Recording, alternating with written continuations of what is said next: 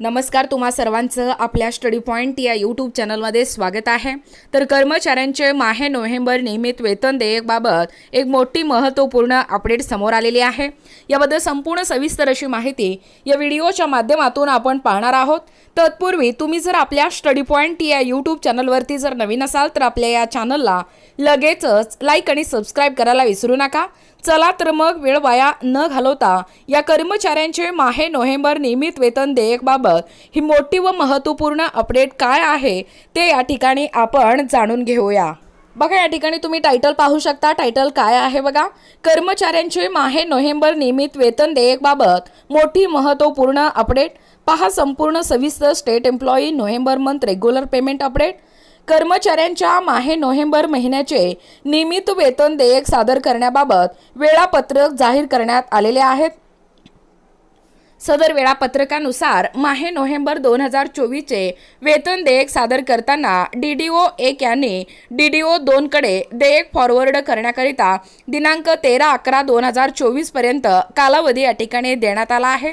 तर हायस्कूल मुख्याध्यापक गट शिक्षण अधिकारी यांनी हार्ड कॉपी प्रति स्वाक्षरीस्तव पंचायत समिती सले यांना दिनांक 15/11/2024 पर्यंत सादर करण्याचे निर्देश आहेत। बघा, तर DDO 2 ने शालार्थ प्रणालीतून देयक DDO 3 कडे 19 नोव्हेंबर पर्यंत सादर करण्याचे निर्देश आहेत। तर हायस्कूल मुख्याध्यापक गट शिक्षण अधिकारी यांनी हार्ड कॉपी लेखा शाखा शिक्षण विभाग प्राथमिक येथे सादर करण्यासाठी दिनांक 22/11/2024 पर्यंत मुदत आहे। सदर वेतन देयके सादर करताना ज्या कर्मचाऱ्यांचे प्राण क्रमांक प्राप्त झालेले आहेत अशांचे माहे नोव्हेंबर महिन्याच्या वेतन देयकातून NPS रक्कम कपात करण्याचे, तर जे कर्मचारी या महिन्यांमध्ये सेवानिवृत्त होणार असतील अशांची NPS वर्गणी व शासन हिस्सा कपात करण्यात येऊ नयेत असे या ठिकाणी निर्देश आहेत। तसेच पवित्र पोर्टलद्वारे नियुक्त शिक्षण सेवकांना शालार्थ ID मिळाले आहेत अशांचे मानधन हे शालार्थ प्रणाली अंतर्गत अदा करण्याचे निर्देश आहेत। तर नवनियुक्त शिक्षण सेवकांना मानधन अदा करताना त्यांचे बँक खाते क्रमांक व IFSC कोड शालार्थ प्रणालीमध्ये CMP बँक डिटेल्स या टॅबचा वापर करून व्हेरीफाय करण्याचे निर्देश आहेत। तर ब्रोकन कालावधीचे वेतन काढण्याकरिता संबंधित गट शिक्षणाधिकारी यांच्या परवानगीने हे काढण्याचे निर्देश आहेत।